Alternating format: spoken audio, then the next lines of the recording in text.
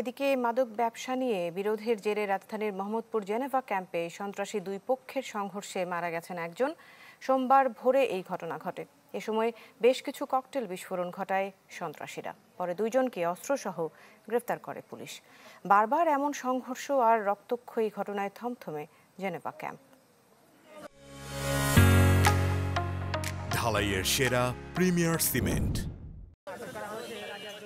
সোমবার ভোররাতে মোহাম্মদপুরে জেনেভা ক্যাম্পে শুরু হয় দুই সন্ত্রাসী গ্রুপের ধাওয়া পাল্টা ধাওয়া। চলে ইটপাটকেল নিক্ষেপ। এক পর্যায়ে বেশ কিছু ককটেল বিস্ফোরণ ঘটায় সন্ত্রাসীরা।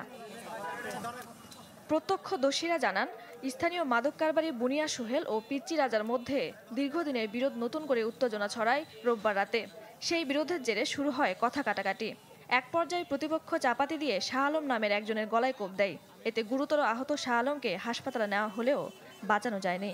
আমাকে মহল্লার ছেলেরা নিয়ে গেছে, নিয়ে যাওয়ার পরে এরকম করে মারছে, কওয়া যায় না, মরে গেছে গা। ওই পুলাটা নাই, এখন মারা গেছে, এখন ওর বিচার আমরা চাই। এখন এরা সবাই মিলা ভাই, বিকি বুকি সব, বুঝছেন?